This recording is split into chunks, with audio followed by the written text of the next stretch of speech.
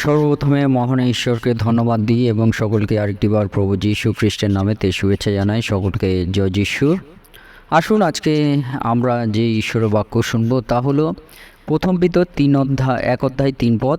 সেখানে আমরা ঈশ্বরের বাক্য আজকে আমরা দেখব। তাই যতজন এই মুহূর্তে ঈশ্বরের সন্তানেরা আপনারা শুরু থেকে শেষ অবধি ঈশ্বরের বাক্য শোনার জন্য অনুরোধ জানাই। আসুন আমরা এই সময় আমরা ঈশ্বরের বাক্য শুনি। প্রথম পিতর 1 অধ্যায় 3 পদ। ধন্য আমাদের প্রভু যীশু খ্রিস্টের ঈশ্বর ও পিতা, তিনি নিজ বিপুল দয়ানুসারে মৃতগণের মধ্য হইতে যীশু খ্রিস্টের পুনরুত্থান দ্বারা জীবন্ত প্রত্যাশার নিমিত্ত আমাদিগকে পুনর্জন্ম দিয়াছেন। ঈশ্বর তার বাক্যে আমাদের প্রত্যেককে আশীর্বাদযুক্ত করুন, আমেন। স্বর্গের পিতা, আমাদের নতুন জীবন দানকারী ঈশ্বর, তোমাকে ধন্যবাদ দিই।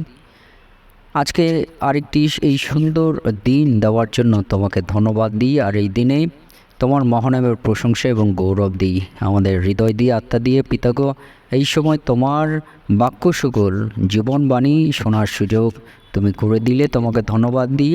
এবং বাক্যের মধ্য দিয়ে আমাদের জীবনে তুমি কথা বলো, তোমার পবিত্র আত্মার সহায়তা তুমি করো, সঙ্গে সঙ্গে থাকো। এই প্রার্থনা প্রভু যীশু খ্রিস্ট নামে চাই, আমেন। আজকে আমরা দেখি আমাদের পিতা ঈশ্বর, তিনি বলেন, ধন্য আমাদের প্রভু যীশু খ্রিস্টের ঈশ্বর ও পিতা। ধন্য আমাদের প্রভু যীশু খ্রিস্টের ঈশ্বর ও পিতা, তিনি নিজ বিপুল দয়ানুসারে মৃতগণের মধ্য হইতে যীশু খ্রিস্টের পুনরুত্থান দ্বারা জীবন্ত প্রত্যাশার নিমিত্ত আমাদেরকে পুনর্জন্ম দিয়েছেন, আমেন। অর্থাৎ আমাদের ঈশ্বরকে, আমাদের ঈশ্বর, আমাদের পিতাকে আমরা ধন্যবাদ দিই। কেন? কারণ তিনি বিপুল অনুসারে তিনি প্রচুর পরিমাণে আমাদেরকে দয়া এবং অনুগ্রহ, করুণা তিনি করেছেন। কি? মৃতগণের মধ্য হইতে যীশু খ্রিস্টের পুনরুত্থান দ্বারা। যীশু খ্রিস্টের যে পুনরুত্থান হয়, যীশু খ্রিস্টকে শুক্রবার ক্রুশে দেওয়া হয়, রবিবার তিনি জীবিত হয়ে ওঠেন। এই যীশু খ্রিস্টের পুনরুত্থান দ্বারা কিন্তু আমাদেরকে পুনর্জন্ম দিয়েছেন, নতুন জন্ম দিয়েছেন। কেমনভাবে তিনি আমাদেরকে নতুন জন্ম দিয়েছেন? আজকে যে বিষয় যে প্রভু যীশু খ্রিস্টতে আমরা নতুন জন্ম আমরা পেয়েছি। কেমনভাবে আমরা নতুন জন্ম পেয়েছি? এই নতুন জন্মর বিষয় পিতা ঈশ্বর তিনি বাক্যের মধ্য দিয়ে আমাদেরকে কি বলতে চান, এই বিষয় সকল নিয়ে আজকে আমরা আলোচনা করব। তাই প্রথম বিষয়টি আমরা দেখি যে এই পুনর্জন্ম আমরা যীশু খ্রিস্ট দ্বারা, যে তার যীশু খ্রিস্টের পুনরুত্থান দ্বারা আমাদের যে পুনর্জন্ম, যে নতুন জন্ম আমাদের হয়, তা আমরা কিভাবে আমরা বুঝবো যে আমাদের নতুন জন্ম হয়েছে প্রভু যীশু খ্রিস্টতে? প্রথম যে বিষয় বলতে চাই যে আমরা যদি দেখি যে আমরা রক্ত হইতে নয়, মাংসের ইচ্ছা হইতে নয়, মানুষের ইচ্ছা হইতেও নয়, কিন্তু ঈশ্বর হইতে আমরা জাত। কখন আমরা বুঝব? যখন আমরা প্রভু যীশু খ্রিস্টতে আমরা যুক্ত আছি, তখন আমরা বুঝতে পারবো যে আমরা রক্ত হইতে আমাদের নতুন জন্ম নয়, মাংস হইতে আমাদের নতুন জন্ম নয়, মানুষের ইচ্ছা হইতেও নয়, কিন্তু ঈশ্বর হইতে আমরা জাত। সেই বিষয়টি আমরা মনে রাখার চেষ্টা করি, যেটা প্রভু যীশু খ্রিস্ট তিনি আমাদেরকে বলেছেন যে সমস্ত সৃষ্টির যিনি সৃষ্টিকর্তা তিনি হলেন পিতা ঈশ্বর। সে পিতাকে আমরা যীশু খ্রিস্টের মধ্য দিয়ে আমরা পেতে পারি।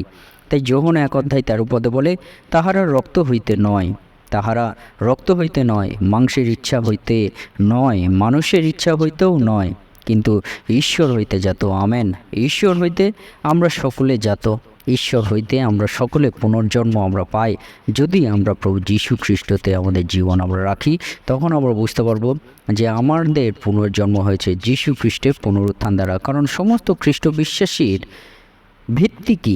মূল ভিত্তি তা হলো যীশু খ্রিস্টের পুনরুত্থান। তিনি যে জীবিত হয়ে উঠেছে, সেটাই হলো সমস্ত খ্রিস্ট বিশ্বাসীর, সমস্ত ঈশ্বর বিশ্বাসীদের ভিত্তি।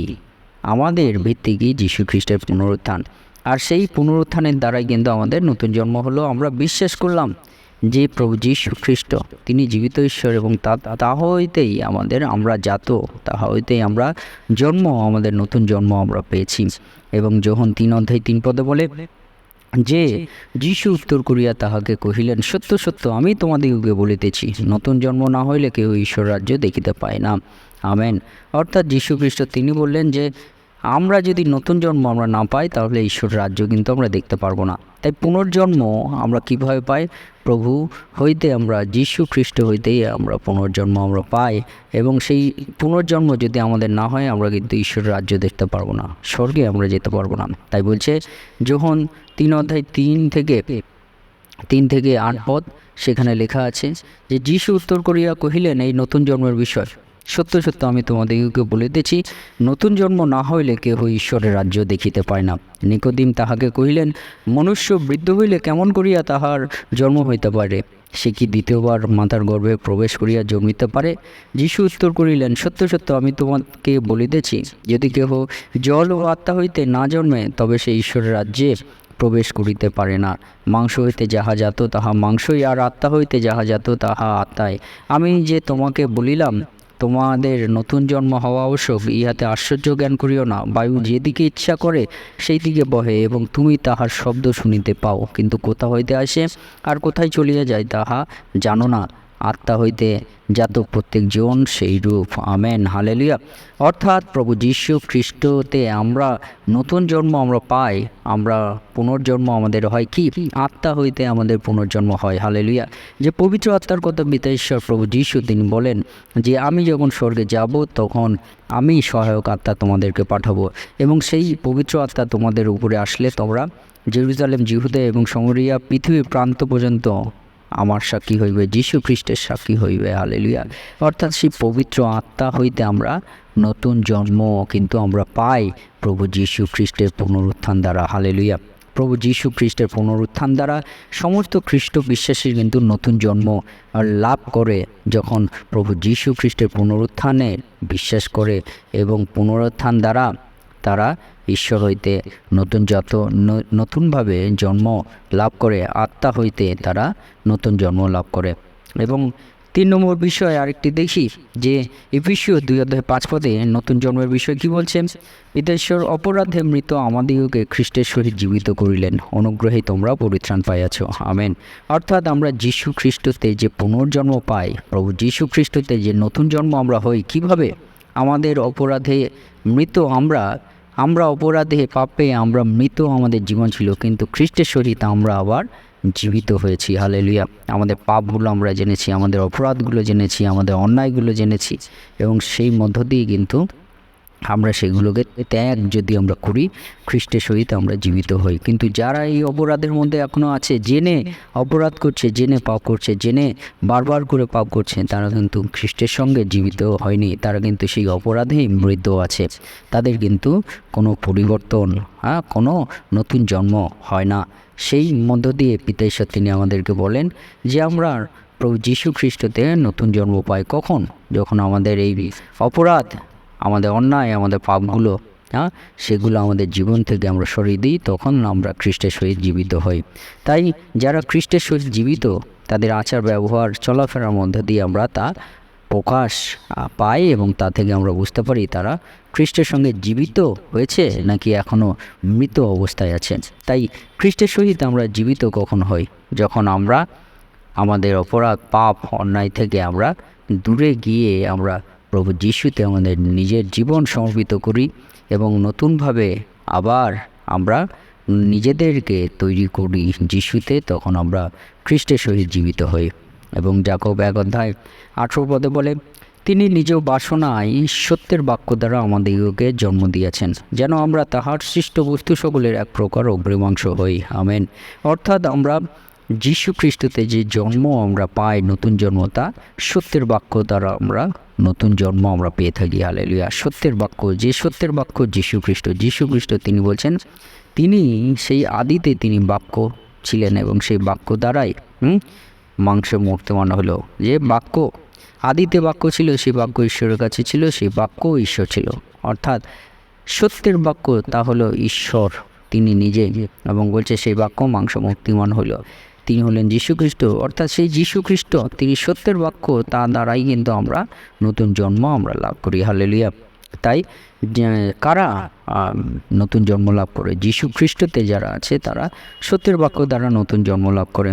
আরেকটি বাক্য যদি আমরা দেখি নতুন জন্মের বিষয়, 1 যোহন 3:9, যে কেহ ঈশ্বর হইতে জাত সে পাপাচরণ করে না, কারণ তাহার বীর্য তাহার অন্তরে থাকে, এবং সে পাপ করিতে পারে না, কারণ সে ঈশ্বর হইতে জাত। আমেন। কেউ যদি ঈশ্বরে থাকে তাহলে সে পাপ করে না। সেই বিষয় পিতা ঈশ্বর তিনি বলছেন। আর সেই মধ্য দিয়ে আমরা মনে রাখি যে ঈশ্বর হইতে যারা জাত, আমরা জেনে আমরা যেন বারবার এক ভুল আমরা না করি। তাহলে আমরা ঈশ্বর হইতে নতুন জন্ম আমরা পাই। আরেকটি বাক্য আমরা যদি দেখি, প্রথম যোহন 4:7, প্রিয়তমেরা আইসো আমরা পরস্পরে প্রেম করি, কারণ প্রেম ঈশ্বরের। যে কেহ প্রেম করে সে ঈশ্বর হইতে জাত এবং ঈশ্বরকে জানে। আমেন। অর্থাৎ প্রভু যীশু খ্রিস্টতে আমরা নতুন জন্ম আমরা কখন লাভ করি? যখন আমাদের জীবনে প্রেম থাকে, ভালোবাসা থাকে, তখন আমরা ঈশ্বর হইতে বলতে পারি যে আমরা ঈশ্বর হইতে নতুন জন্ম আমরা লাভ করেছি এবং ঈশ্বরকে আমরা জেনেছি। হালেলুয়া। তাই ঈশ্বর হইতে নতুনভাবে জন্ম আমরা কীভাবে পাই? যদি আমাদের মধ্যে প্রেম ভালোবাসা আমাদের থাকে।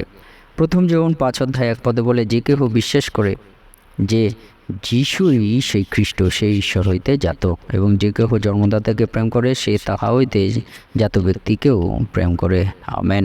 অর্থাৎ পিতা ঈশ্বর তিনি আমাদেরকে বলছেন, যারা প্রভু যীশু খ্রিস্টতে বিশ্বাস করে, যে যিশুই সেই খ্রিস্ট, যিনি উদ্ধারকর্তা, মসীহ, ত্রাণকর্তা, রক্ষাকর্তা, তাহলে যারা যীশু খ্রিস্টকে বিশ্বাস করে মসীহ রূপে, উদ্ধারকর্তা রূপে, তারা কিন্তু ঈশ্বর হইতে জাত, ঈশ্বরে তাদের নতুন জন্ম হয়েছে।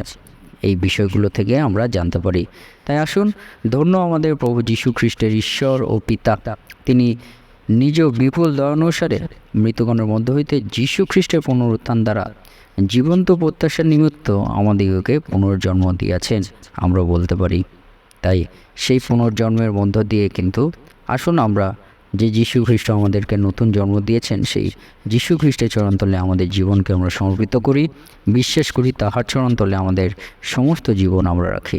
ঈশ্বর তার বাক্যে আমাদের প্রত্যেককে আশীর্বাদ যুক্ত করুন। আমেন। জয় যীশু, জয় যীশু।